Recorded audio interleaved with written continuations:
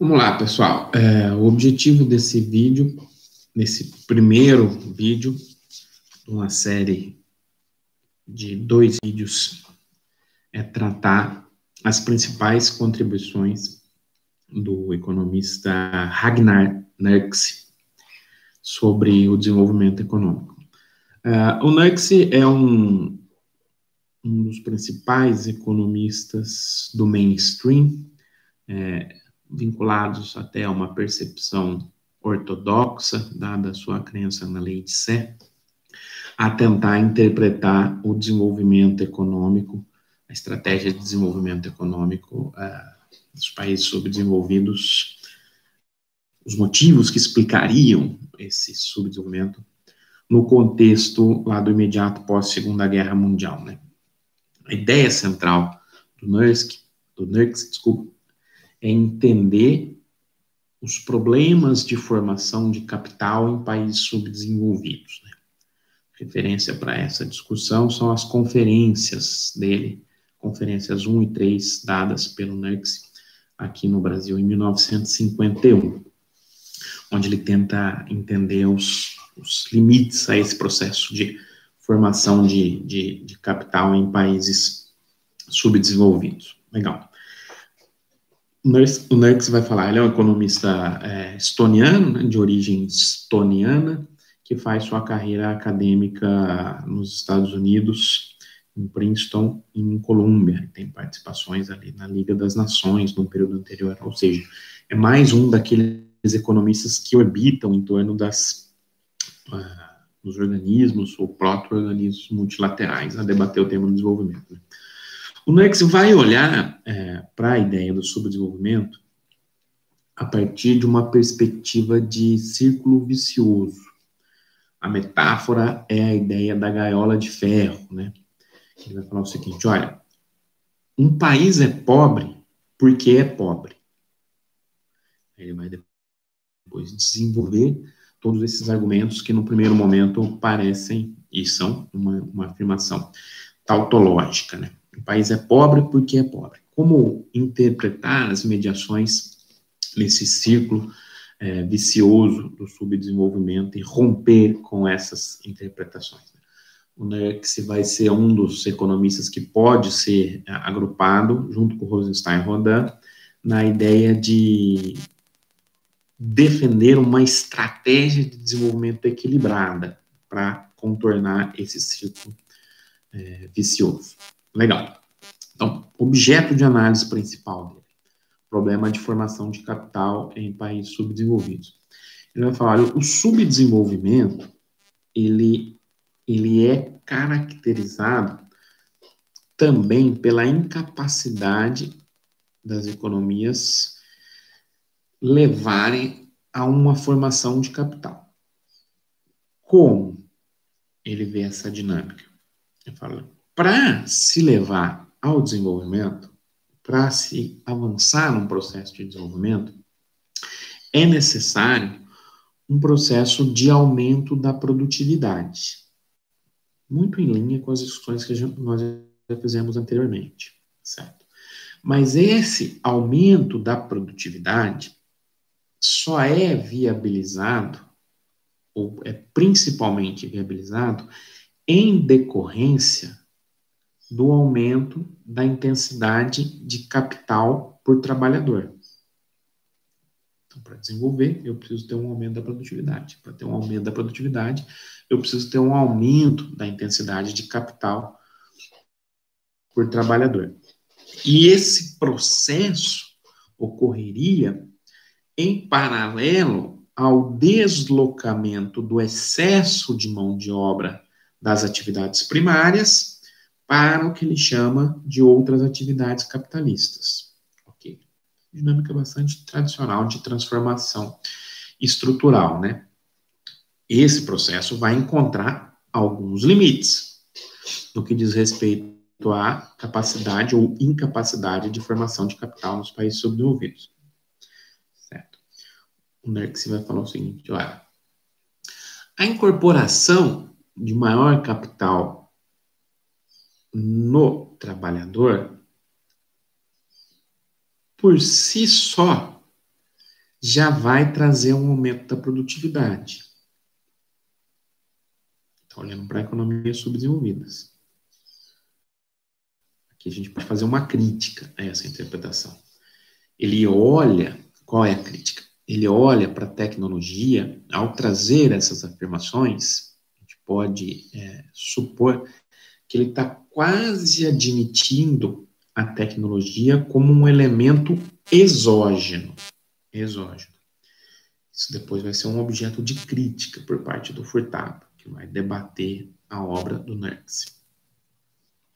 Ele está falando que, ao incorporar capital no trabalhador, esse incorporar capital vai se transformar numa tecnologia melhor que aumenta a produtividade.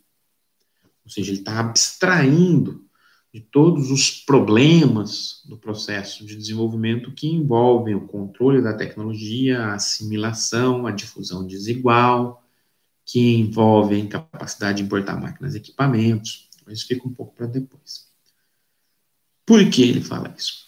Ele fala, olha, não faz muito sentido eu pensar, por exemplo, que ao aumentar a intensidade de capital por trabalhador em $1.000, dá um exemplo, se uma pá de trabalho rural custe $1, o trabalhador não vai comprar 1.000 pás. Não o trabalhador, não. O capitalista não vai comprar 1.000 pás. Ele vai fazer com que aqueles $1.000 se transformem num trator, por exemplo. Aí depois entram as críticas do Furtado. Então ele trata a tecnologia quase como exógena a esse processo. Então, o elemento central é a formação de capital, que vai levar a essa transformação tecnológica, que vai levar a essa transformação da produtividade. Certo. Talvez uma defesa dele a ele nesse ponto seja o seguinte, olha, eu estou tratando de economias subdesenvolvidas com um nível de progresso técnico muito baixo. Então, talvez qualquer pequena incorporação de progresso técnico já aumente a produtividade de maneira não desprezível. E esse passo inicial para esse tipo de economia não é algo tão complexo, dada a disponibilidade das tecnologias no mercado internacional. Não está falando ainda de uma industrialização pesada, não é isso que ele está discutindo. Então, talvez isso possa ser uma defesa que ele faz. Legal. Nesse sentido, eu preciso, então, fomentar a formação de capital. Mas há alguns problemas. A ideia da gaiola de ferro, a ideia do círculo vicioso. Quais são esses problemas? Olha, a formação de capitais nas economias subdesenvolvidas tem dois grandes problemas associados a esse círculo vicioso. Primeiro deles, o que ele chama de baixo incentivo para o investimento, que nos termos do Nertz, a gente poderia traduzir como uma baixa demanda por poupança. Uma certa baixa demanda por poupança.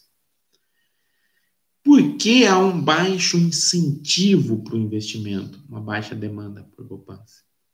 Ele vai dizer, esses países subdesenvolvidos têm dimensões do mercado interno muito pequenas, o que desincentiva o investimento. Num mercado tão pequeno, não haveria a viabilidade técnica para o investimento incorporar o progresso técnico em patamares adequados.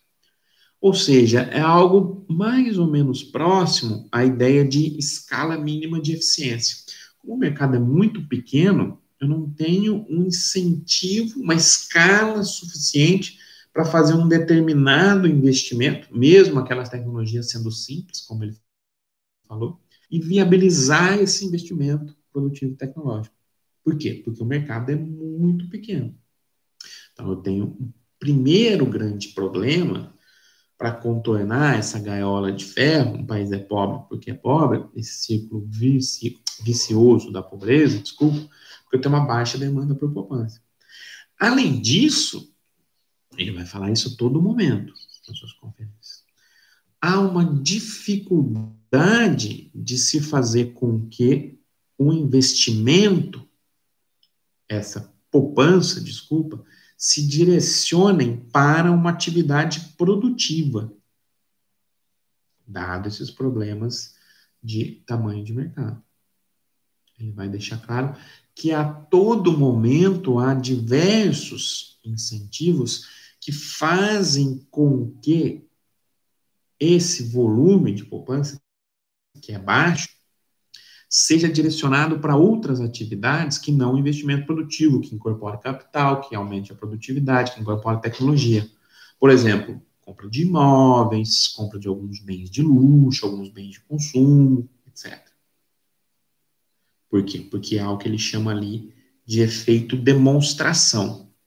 Próxima cópia dos padrões de consumo. Mas já a gente chega nesse ponto. Então, tem um baixo mercado, uma baixa escala mínima de eficiência, e uma dificuldade a todo momento de fazer com que esse investimento, com essa poupança, se materialize em um investimento produtivo associado à transformação tecnológica. Porque isso pode sendo desviado nesses países subdesenvolvidos em direção a imóveis, consumo, bens de luxo e por aí vai. Esse processo, então, vai dar origem a uma das dimensões do círculo vicioso da pobreza. Por quê? O mercado é pequeno. Mas por que o mercado é pequeno? O mercado é pequeno porque a renda é baixa. Por que a renda é baixa? Lembramos, ele é um adepto da lei de Sérgio. A renda é baixa porque a produtividade é baixa. O mercado é pequeno porque a renda é baixa. E por que a renda é baixa? Lei de Sérgio. Porque a produtividade é baixa. Mas por que a produtividade é baixa? Porque eu não tenho investimento. Mas por que eu não tenho investimento? A partir dessa primeira interpretação dele. Porque o mercado é pequeno. Porque eu tenho uma baixa demanda por poupança para viabilizar um investimento que aumente a intensidade de capital por trabalhador, que transforme em estrutura produtiva. Então, tem a primeira interpretação dos limites do ciclo vicioso. O mercado é pequeno porque a renda é baixa. O mercado é pequeno porque a renda é baixa. A renda é baixa porque a produtividade é baixa. Por que a produtividade é baixa? Porque eu não tenho investimento. Por que eu não tenho investimento? Porque o mercado é pequeno. Gaiola de ferro. O país é pobre porque é pobre. Legal. Mas ele vai falar, essa é apenas uma das dimensões, né, da dificuldade de se formar capitais em países subdesenvolvidos. Uma segunda dimensão que a gente poderia falar é uma baixa oferta de poupança. Além de uma baixa demanda de poupança, há uma baixa oferta de poupança. Ou, nos termos do Nuggets, a dificuldade de se disponibilizar recursos necessários para a formação de capital. Mas por que essa baixa oferta? Ele vai dizer, uma baixa propensão a poupar nesses países subdesenvolvidos. Uma baixa propensão a poupar. Por que eu tenho uma baixa propensão a poupar? Porque eu tenho uma renda baixa. Se minha renda é baixa, a propensão a poupar é baixa. Mas por que a renda é baixa? Porque a produtividade é baixa. Olha só, de novo está caminhando na ideia do círculo vicioso, certo? Aí ele vai trazer um elemento adicional. Por que nos países subdesenvolvidos há uma baixa propensão a poupar? Olha, esses países são acometidos pelo que ele chama de efeito demonstração. Eu já tenho uma renda baixa. Mas, além de ter uma renda baixa, esses países orientam uma parcela importante dos seus recursos para cópia de padrões de consumo dos países desenvolvidos. Olha o diálogo aí, confortado também. Confortado bem depois, né? Aqui estamos falando de 51. Esses países direcionam uma parcela dos seus recursos para a cópia dos padrões de consumo do centro, dos países do centro, não, desculpa, dos países desenvolvidos. Ou seja, há um efeito demonstração do consumo daqueles produtos exercido sobre os países subdesenvolvidos. Logo, quando você tem esse efeito demonstração, observa-se uma propensão baixa a poupar, com uma renda baixa ainda, e um direcionamento dos recursos em direção ao consumo, em direção à diversificação do consumo. Ao invés de fazer com que esses recursos, que seria uma estratégia virtuosa, ele diz, ilustrando inclusive o caso japonês, fazer com que esses recursos sejam direcionados, determinados a sua alocação para o investimento. Nesse cenário, de novo, a gente consegue verificar a presença de um círculo vicioso. A poupança vai ser baixa, por quê? Porque a renda é baixa. E porque tem efeito de demonstração. E por que a renda é baixa? Porque a produtividade é baixa. E por que a produtividade é baixa? Porque não há investimento. E por que não há investimento? Porque não há oferta de poupança. Olhando agora nessa segunda dimensão.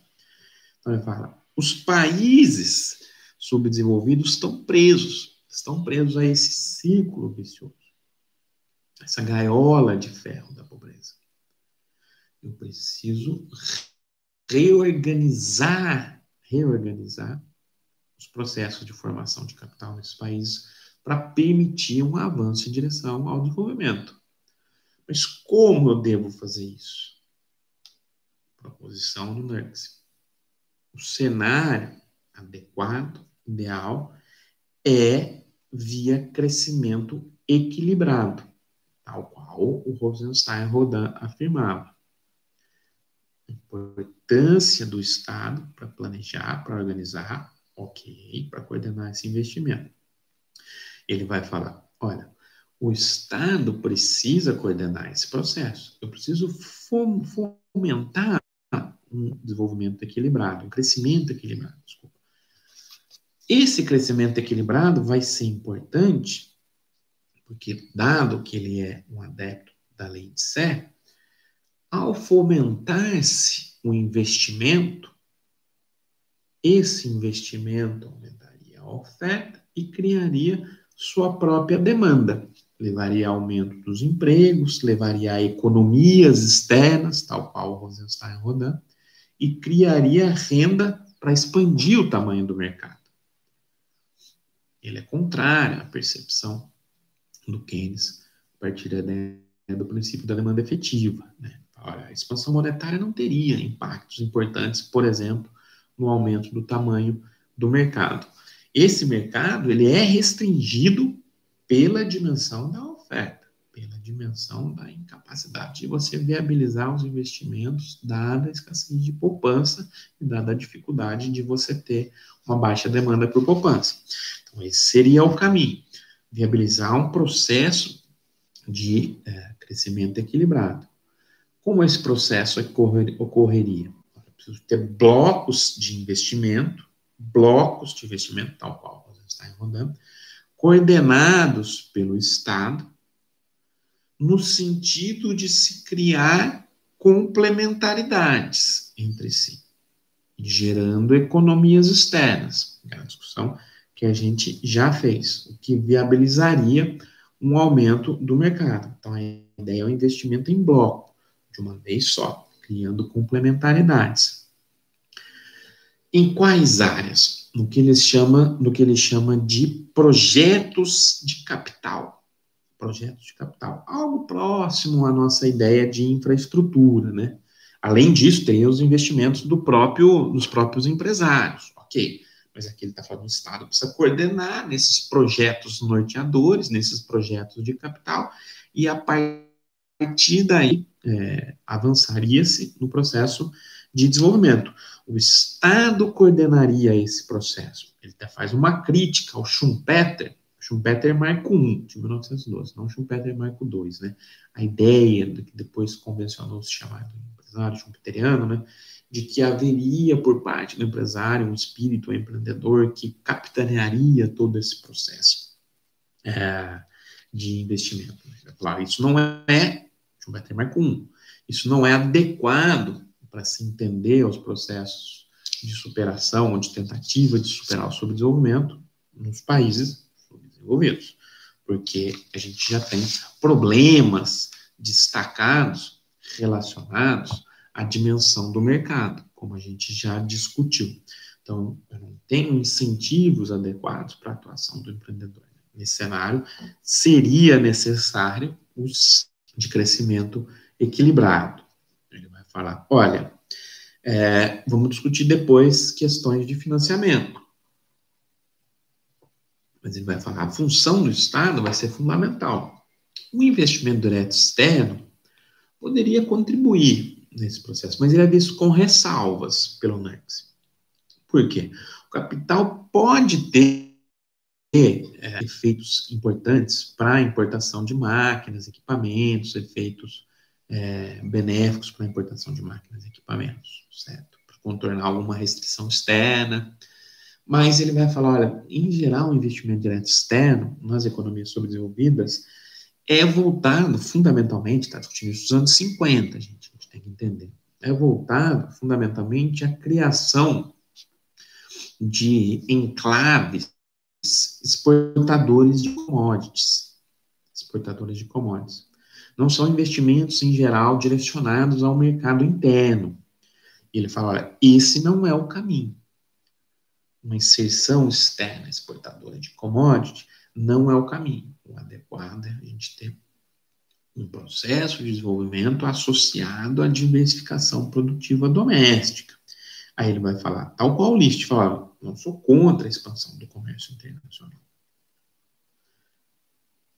O comércio internacional vai até se expandir, mas depois, como resultado da diversificação da estrutura produtiva doméstica. No longo prazo, ele tende até a crescer. O que eu acho que não é mais adequado em termos de estratégia de desenvolvimento para os países subdesenvolvidos é orientar-se por meio de uma política de exportação de commodities. Por quê? Esse capital internacional, ele vai falar depois, ele é muito instável, e além disso, a exportação de commodities, aí ele vai dialogar um pouco com Singer, né, com a ideia, a hipótese Prebisch-Singer, Singer-Prebisch, com a ideia da deterioração dos termos de troca. Ele fala, essas exportações de commodities são exportações de produtos que têm uma menor do que a importação de máquinas e equipamentos, ou do que outras importações, por exemplo, resultados do efeito demonstração. Então, eu preciso, na verdade, ter algum tipo de desenvolvimento associado à diversificação produtiva externa. O caminho não é uma especialização a partir da exportação de commodities, certo? Mas como financiar, então, esse processo? Apresentadas essas lógicas e a maneira que ele sugere como mais adequada para contornar essas limitações. Como financiar esse processo? Como viabilizar fontes internas de capital? É exatamente o que a gente vai discutir no próximo vídeo.